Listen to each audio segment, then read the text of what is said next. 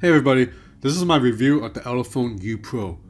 Before I start, I want to address something first. So, in my last video, I called the Elephone U Pro a budget phone, and some of my viewers took issue with that. They said that the phone, priced at $430 US, actually isn't cheap. In fact, they think it's really expensive. And you know what? You guys have a point. Now in hindsight, I realize I shouldn't have called the Elephone U Pro a budget phone because $430 is a lot more expensive than other kind of small Shenzhen brands. So this is a mid-tier device. I made a mistake, my bad. So now let's continue on the review. I'm going to start by listing all the things I love about the phone. So the first, it has to be the display. Even though the Elephone U Pro screen isn't Quad HD, the 2160 by 1080 resolution is still plenty pixel dense. So this is a 1080p panel. And the best thing is this is an OLED display too. So colors are punchy and the blacks are actually really dark. In fact, if you use a black wallpaper, it blends into the bezels. It almost looks like the screen's going edge to edge. And the OLED quality is pretty solid too, because even on a white screen, I can tilt the phone and not see a lot of color shift. I can't even say that about like the LG V30 or the Google Pixel 2 XL. Overall, the design looks beautiful and feels really good in the hand. Now obviously, this design isn't original at all, so I'm not sure if I can give all the credit to Elephone. Maybe props should go to Samsung, but Elephone engineers, you guys do deserve like half of the props, so good job. So second, this phone has insane battery life. I've been using it as my daily driver for 5 days now, and the 3580 mAh battery has powered the phone through an entire day every single day. So not once did my phone run out of battery before my day ended, and I'm a heavy user. I'm like a geek. On most days, my screen on time reached about 6.5 to 7 hours. On one day, I got over 8 hours. I mean, it's ridiculous. Look at it. I have 8 hours of screen on time with 18% of battery life. So that means it could have gone 8.5 hours screen on time easily that day. I also quite like the little software touches that Elephone added to the phone, such as the music widget changing colors to match the album art. That's pretty cool for a music geek like me too. The face unlock is also working surprisingly well. It works at night and even in a dark room. I actually tried it in a room completely dark and the face unlock worked. And obviously, as mentioned in my last video, I love the sliding gestures because that's probably my favorite part of the iPhone X really. I like sliding around to go home and go back instead of having to press a button. I think it's a little bit outdated for 2018. So I'm hoping Android actually copies this feature because sliding up from the bottom of the screen to go home or go back, it's very intuitive. I like it a lot in the Elephone U Pro, but I must mention that when you use sliding gestures, you cannot use a split screen mode that began with Android 7.0. That's because to use split screen mode, you have to long press on the square button. And obviously, when you're using sliding gestures, there is no button for you to press.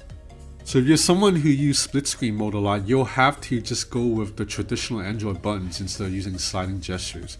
The good news is, you are still able to quick swap between apps by swiping up very quickly where the square button used to be, because you know how usually you double tap on the square button to just quick swap. So you're still able to quick swap apps with sliding gestures. Performance hasn't been an issue. The Snapdragon 660 is a mid-tier chipset, but paired with an Android 8.0 and 6 gigs of RAM, everything's been running smooth. In my 5 days, I played plenty of games, took lots of videos, even did a little bit of video editing, and the phone mostly held its own. I say mostly because the camera app did freeze on me a couple of times, and when I play Breakneck, the game froze on me once. So I would say overall, apps have crashed on me about 2 to 3% of the time I've used it. That's not that high, but at the same time, when I use an iPhone or when I use a OnePlus 5T, apps work almost 99 to 100% of the time. Alright, now let's talk about the camera. So as mentioned in my last video, the U Pro has real dual cameras, so none of that fake second camera shit that you see in some of the other Chinese brands. And the bokeh shots here are actually pretty good. Photos are generally well detailed, although they're a little bit inferior compared to the OnePlus 5T's bokeh shots. You can also adjust how strong the blur is after the shot, which I quite like a lot. It's pretty fun to play with it after you've taken a photo. In fact, you can change a lot of things about your photo after a shot, like such as adding filters, or even using beauty filters to, you know, make your eyes bigger, face slimmer, all that stuff. Otherwise, the camera and video quality is solid. I can't quite say it's good because at 430 bucks, I expect a bit more from the camera than when I test like a $200 phone. And like I mentioned, the camera is slightly not as good as the OnePlus 5T, so that's about in the same price range. So I can only say the camera is solid, not good. Shots at the night have a bit of noise, and the camera loses focus at times rather easily. I gotta say, I do love the different camera filters though. They bring a lot of different looks to videos and photos, and just make them look a little bit different from all the other photos and videos on the web. Here are some samples for you to look at.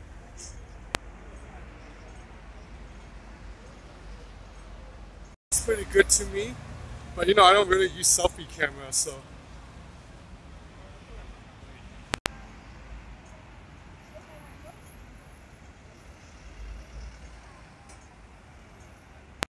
So what's my verdict for the Elephone U Pro?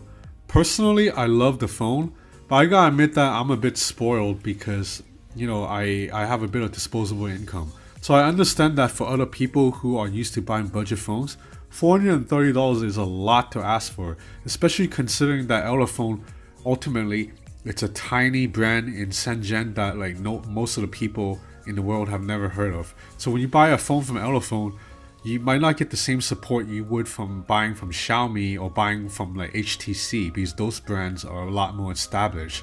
So I do agree that the Elephone U Pro is a little bit expensive. If you are definitely watching your wallet and on a budget, or you just don't want to spend that much money on a phone, then something like a $200 phone from UmiDigi might be a better option. And in fact, if you spend a little more than the $430 that Elephone charges, you can get a OnePlus 5T, which is definitely a better performing phone. Although, to be honest, I think the Elephone U Pro looks much better than the OnePlus 5T.